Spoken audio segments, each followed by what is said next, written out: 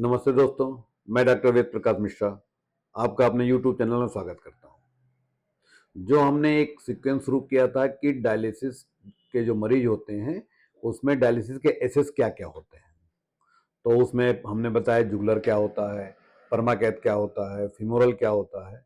इसी में जो परमानेंट एसेस होता है जो लंबे समय से चलता है वो होता है एवी फिस्टुला। इसमें क्या होता है कि एक आर्टरी को एक वेन से आपस में जोड़ देते हैं। एक सर्जिकल प्रोसीजर होता है और ये परमानेंट प्रोसीजर होता है कि एवी फिस्टुला लॉन्ग टर्म में जब तक डायलिसिस चलती है तब तक चलता रहता है।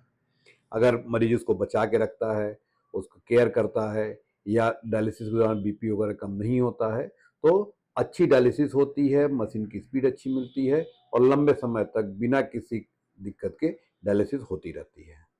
तो एवी फिस्टुला क्या होता है कि या तो यहाँ पे या यहाँ पे ये पोजीशन होते हैं कि जहाँ पे आर्टरी को वेन से जोड़ देते हैं।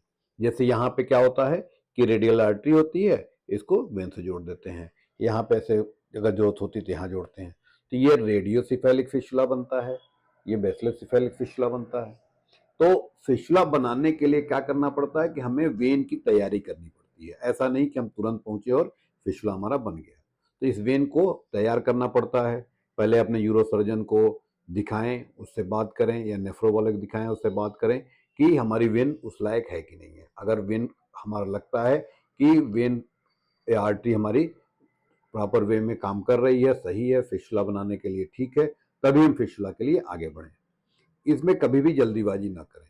जनरली हम लोग को देखने में क्या मिलता है कि अगर 100 फिस्टुला बनते हैं तो 70 से 80 फिस्टुला ही चलते हैं, तो 20 का तो चलने का भी बात नहीं हो पाती है। तो अगर जो 80 चलते हैं उसमें भी हमारी तैयारी अच्छी नहीं होगी तो उसमें भी हमारी जो सक्सेस रेट है वो कम हो जाता है। एक बाल होती है रबड़ की, इसको हम लोग मरीज को बताते हैं कि एक्सरसाइज करिए, एक्सरसाइज करके इसको लेके तेजी से इसको दबाना होता है। अगर चाहें तो हल्का सा यहाँ पे प्रेशर देके और फिर दबाएं। जितनी एक्सरसाइज कराते हैं उतनी ही जो हमारी वेन है वो तैयार हो जाती है और फिस्टुला अच्छा बनता है, लंबे समय तक चलता है। हम मरीज को ये समझाते हैं कि जब भी फिस्टुला बनवाना हो तो इस हाथ में कोई इंजेक्शन नहीं लगवाना है, बीपी नहीं नपवाना है, इससे कोई भारी वजन नहीं उठाना है और इसको बचा के रखना है।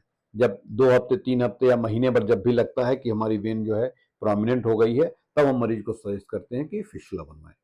फिस्टुला बनाने के पहले हम लोग क्या करते हैं कि हीमोग्लोबिन उसका ठीक हो, कम से कम 8 ग्राम का हीमोग्लोबिन हो। जिस दिन फिस्टुला बनना उसके एक दिन पहले डायलिसिस हो गई हो, तो ये सब तैयारी करके फिर हम फिस्टुला के लिए कन्वर्ट करते हैं। जब फिस्टुला बना देते हैं उसके बाद मरीज को 24 से 48 घंटे हाथ सीधा रखने को बोलते हैं, ऊंचा रखने को बोलते हैं, और फिर इसको कहते हैं कि जब ये मेच्योर हो जाएगा तब इससे डायलिसिस शुरू होगी। हमको ये समझना चाहिए कि फिस्टुला अच्छी चीज है लेकिन बचाव वाली चीज होती है। मरीज को हमेशा इसको बचाना होता है। बनाने के पहले भी हमें हाथ बचाना होता है, बनाने के बाद फिस्टुला को बचाना होता है। तो ये जो फिस्टुला है ये एक परमानेंट एसेस होता है और हम इससे लंबी डायलिसिस कर सकते हैं। अगर एबी फिस्टुला के बारे में और कोई जानकारी चाहिए तो नीचे दिए गए नंबर पर संपर्क करें। धन्यवाद।